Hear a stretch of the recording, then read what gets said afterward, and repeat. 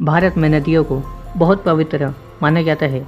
कई नदियों को माँ का दर्जा दिया जाता है और उनकी पूजा की जाती है। कहा जाता है कि इन नदियों में स्नान करने से कई जन्मों का पाप नष्ट हो जाते हैं। लेकिन भारत के मध्य प्रदेश राज्य में एक ऐसी नदी है जिसमें स्नान करना अशुभ माना जाता है। इतना ही नहीं, इस नदी की पूजा अन्य नदियों की तरह नहीं की जाती है। इंदौर जिले के मऊ से निकलने वाली 965 किलोमीटर लंबी यह नदी राजस्थान, मध्य प्रदेश और उत्तर प्रदेश में बहने वाली चंबल नदी कई रहस्यों से भरी हुई है। इस नदी को लेकर कई तरह की कहानियाँ कही जाती है। यहाँ तक कि चंबल नदी के किनारे रहने वाले लोग भी इस नदी में नहाना पसंद नहीं करते हैं। कहानियों में चंबल नदी को शापित नदी भी कहा जाता है। एक कहानी के अनुसार द्रौपदी ने इस नदी को श्राप दिया था। कहा जाता है कि महाभारत काल में चंबल के किनारे कौरवों और पांडवों के बीच जुआ खेला गया था। इसमें पांडव द्रौपदी को दुर्योधन से हार गए थे। इस घटना से आहत होकर द्रौपदी ने श्राप दिया कि चंबल की पूजा नहीं करनी चाहिए। शास्त्रों के अनुसार इस नदी की उत्पत्ति जानवरों के खून से हुई है, ऐसे माना जाता है। प्रचलित कथा यह है कि राजा रंतिदेव ने हजारों यज्ञ और अनुष्ठान किए।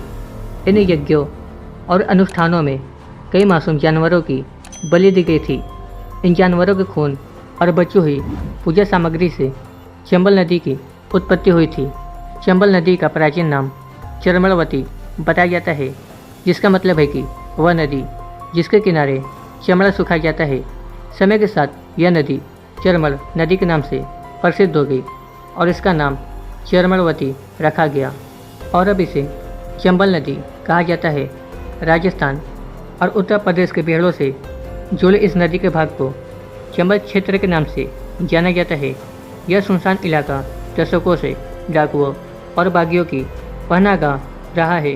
कहा जाता है कि डाकू अक्सर लोगों की हत्या करने के बाद शवों को चंबल नदी में फेंक देते थे। चंबल नदी की गिनती सबसे साफ नदियों में होती है। इसके बावजूद चंबल को पवित्र नहीं माना जाता है। नदियों को जीवनदायिनी भी कहा जाता है क्योंकि इनका पानी लोगों की प्यास बुझाता है और खेतों की सिंचाई भी करता है। लेकिन आज भी लोग दूसरी पवित्र नदियों की तरह चंबल की पूजा नहीं करते हैं। लोग इस नदी में नहाने से बचते हैं। हालांकि यह पूरी तरह सच नहीं है। नदी के किनारे रहने वाले लोग कई सालों से इस नदी में नहाते आ रहे हैं। हाँ, लेकिन इसमें नहाने का चलन नहीं है। इसका एक कारण यह भी है कि इस नदी में मगरमच्छों की संख्या बहुत ही ज़्यादा है, जिससे जान को खतरा बना रहता है। जिसकी वजह से इसमें लोग नहाते तो है, लेकिन बहुत ही कम। पहले के समय में चंबल इलाकों में लोगों को चंबल नदी तक पहुंचना आसान नहीं था। एक तो गहरी और ऊंची पहाड़ों में जाने का कोई रास्ता नहीं था और दूसरा डकैतों की वजह से लोग सुनसान नदी के किनारे जाने से बचते थे और इसलिए यहाँ नहाने की प्रथा शुरू नहीं हुई है। चंबल नदी के आसपास के अधिकांश इलाकों में मीलों दूर तक खड्डे फैले हुए हैं। पहले इन खड्डों में खेती करना आसान नहीं था। इसके अलावा 12 महीने बहने वाली चंबल बरसात के मौसम में विकराल रूप ले लेती है, जिसका पानी कई किलोमीटर दूर तक फैल जाता है। राजस्थान के कोटा जिले को पार करने के बाद चंबल नदी सवाई माधोपुर और धौलपुर जिलों की सीमा से होकर बहती है।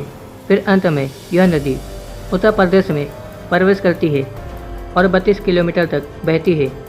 इटावा के पास यह नदी यमुना नदी में मिल जाती है। यमुना देश की दूसरी सबसे पूजनीय नदी है।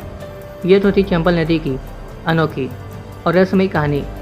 एक ऐसी नदी जिसे लोग पवित्र मानते तो हैं, लेकिन फिर भी उनकी पूजा नहीं करते हैं और उससे दूर ही रहते हैं। अगर आपको यह वीडियो अच्छा लगा तो वीडियो को लाइक और चैनल को सब्सक्राइब करें। तो मिलते हैं अगले वीडियो में एक नई कहानी के साथ।